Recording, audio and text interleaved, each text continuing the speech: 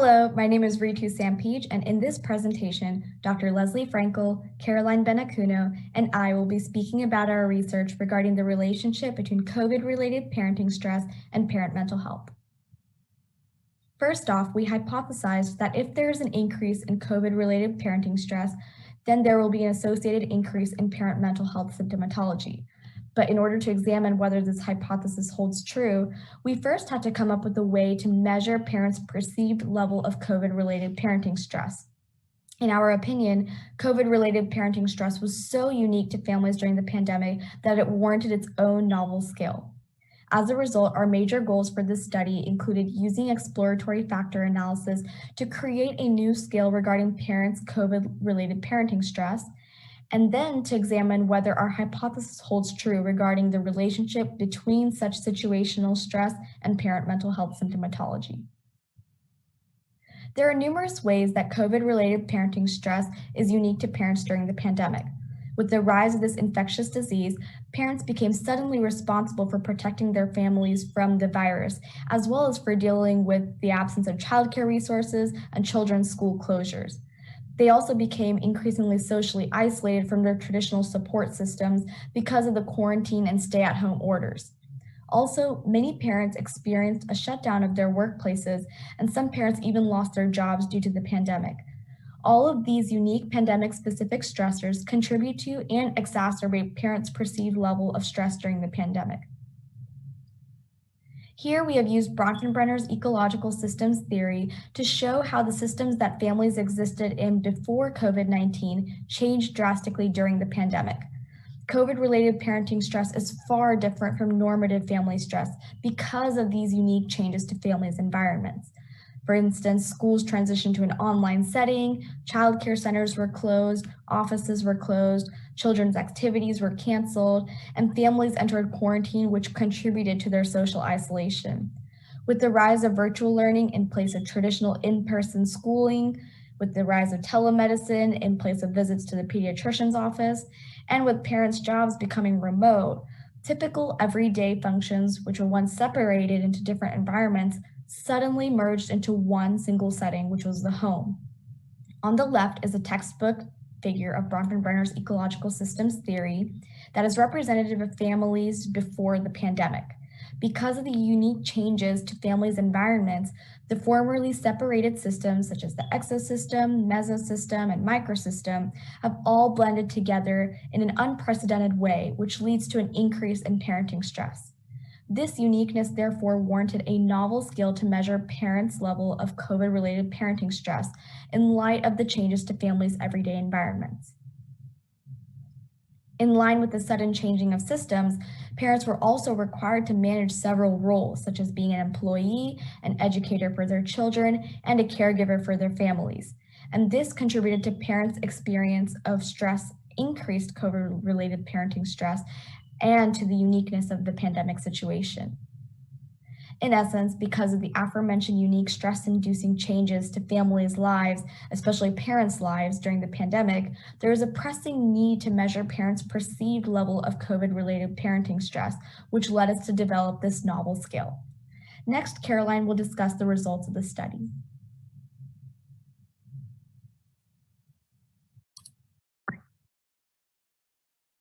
Thank you, Rita, for that introduction. As mentioned earlier, my name is Caroline, and I'm going to go through the results section of our study, starting with the sample size. Our sample size constituted of 119 parents, of which the majority were female, that's about 54%, and the majority of the parents too were white, which is about 51%, and their average age was 36. For the children, the majority were male, which is about 54%, and female were 46%.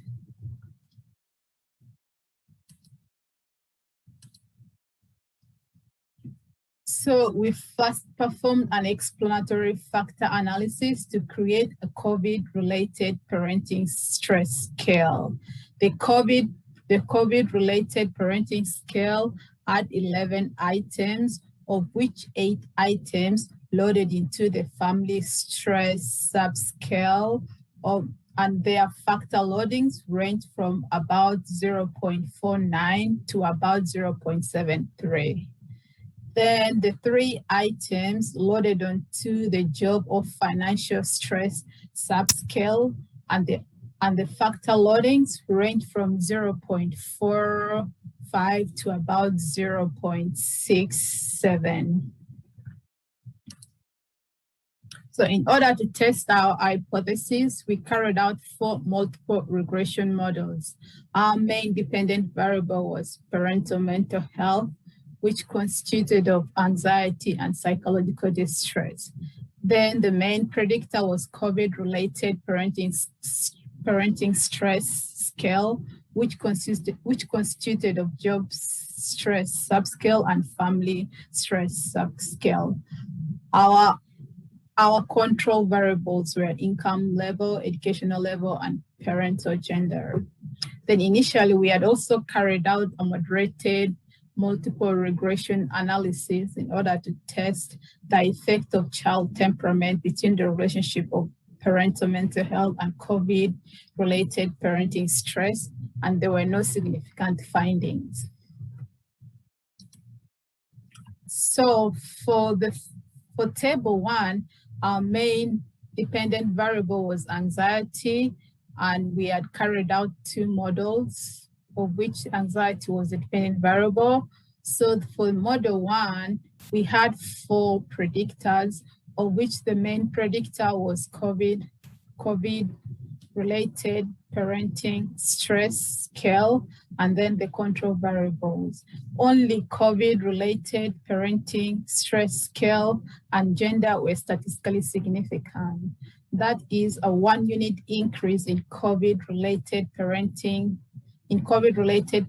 stress was expected to increase anxiety by 0.035 after controlling for the other variables in the model. Then for gender, female parents compared to male parents were expected to increase anxiety by 0.729 after controlling for the other variables in the model. Then for model 2, there were 5 predictors, of which the main predictors were job stress, family stress, and then the controls were educational level, income level, and gender. Only job stress and gender were statistically significant. That is, a 1-unit increase in job stress was expected to increase anxiety by 0.062 after controlling for the other variables in the model.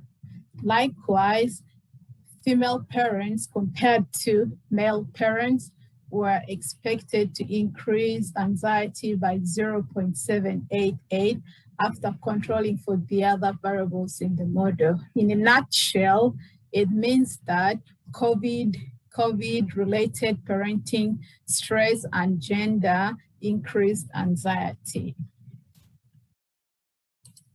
And for table 2, the main dependent variable was psychological distress, and we also performed 2 models for that. So for model 3, only COVID-related parenting stress was statistically significant. That is, a 1-unit increase in COVID-related parenting stress was expected to increase psychological distress by 0.156 after controlling for the other variables in the model. Then in model 4, family stress was statistically significant.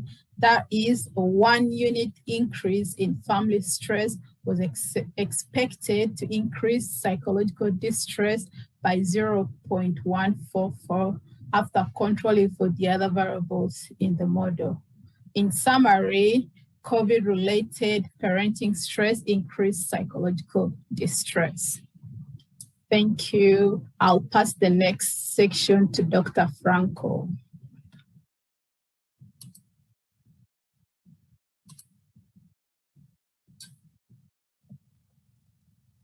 COVID-related parenting stress seems like an important thing to look at.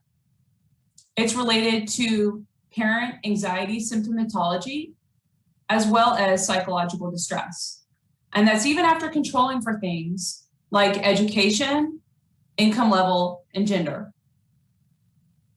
what we saw is that some families experience COVID-related parenting stress. Some parents experience this more so than others.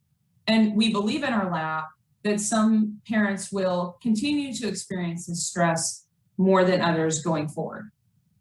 Now, we would never want for there to be another pandemic that impacts families as much as COVID has. But we do know that other events are going to impact families.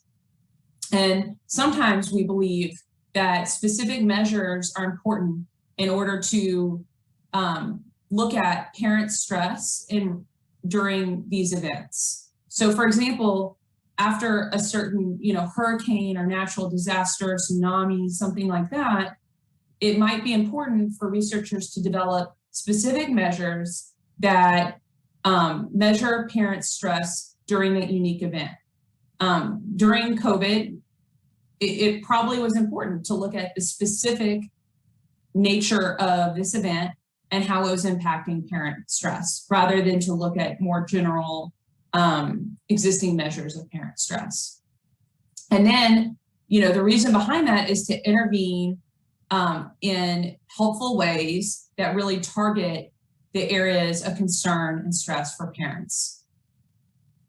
So in our lab, what we're doing right now is we're also looking at how COVID-related parenting stress and perceptions of COVID-related parenting stress are related to parent-child mealtime interactions and children's self-regulation of eating. We're also teaming up with Dr. Allison Master, and we're examining differences in parent perceptions of COVID-related parenting stress across different learning modalities. So across parents of children who have their children in person versus online and hybrid. We're also looking at parent mental health symptomatology across these different learning modalities as well. And we think that'll be really interesting. We have differences in learning outcomes across learning modalities, but it's also really important to look at parent stress and parent perceptions of, stress across these different learning modalities. So we want to thank you guys so much for listening to our presentation.